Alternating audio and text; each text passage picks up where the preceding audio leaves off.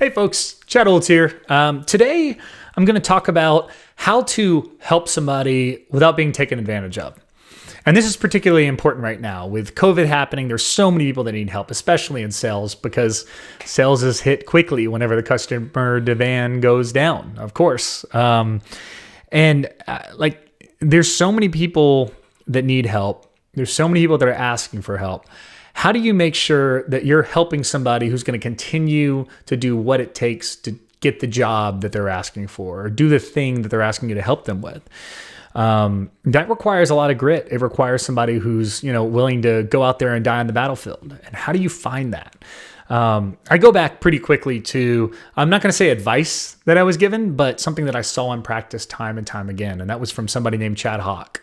He's a lifelong mentor, and he's got so many people who are just wickedly loyal to him.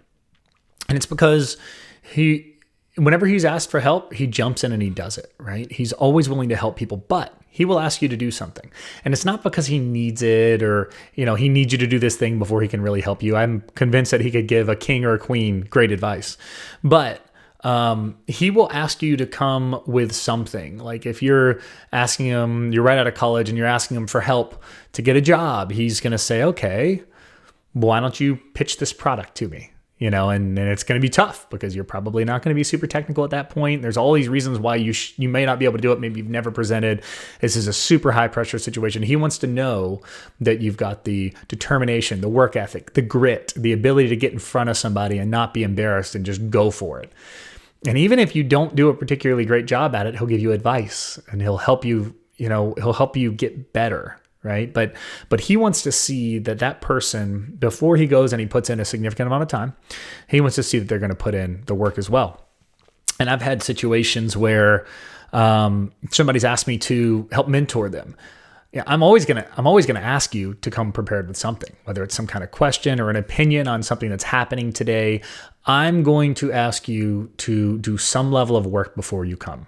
And it's not because I want you to do it. It's not because I need you to do it before I can give you some level of advice. It's that I want to see that you're willing to put in the work. And so I've asked people to come with an opinion on a current event. We sit down and they just absolutely knock my socks off. And they've done a bunch of research on it. And at that point, I'm going to do whatever it takes to try and help this person.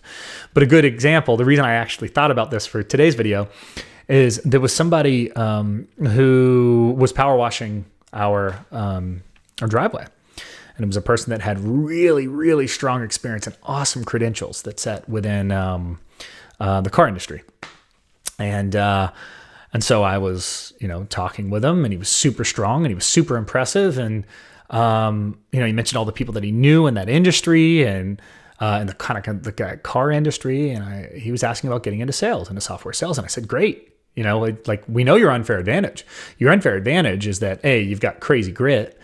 But B, you say, these people in the car industry, people that are in marketing organizations that market to the car industry or supplier parts or whatever it is.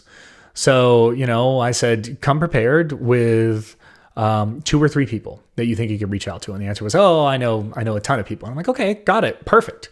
Come with just a few, at least a couple.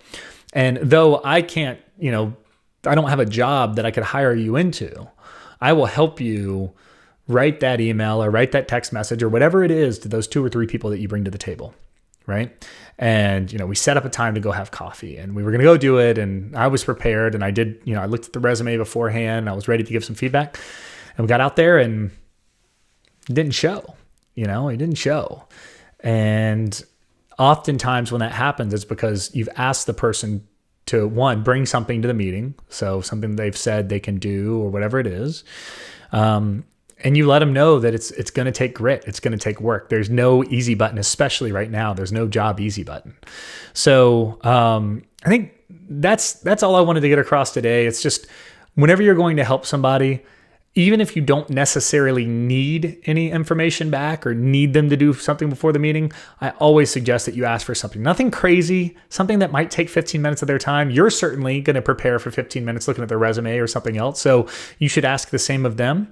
And what I've found is my wife and I joke about it all the time, 95% of the people that you ask to do something, they won't. They'll no show or they just won't ever send the information that you ask them for.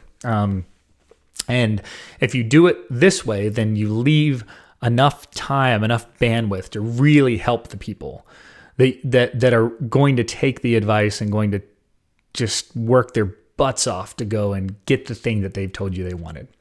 So with that, that's it. Like, share, comment if you would like to hear anything else. I'm always open to suggestions. And with that, good selling. Let's go crush it.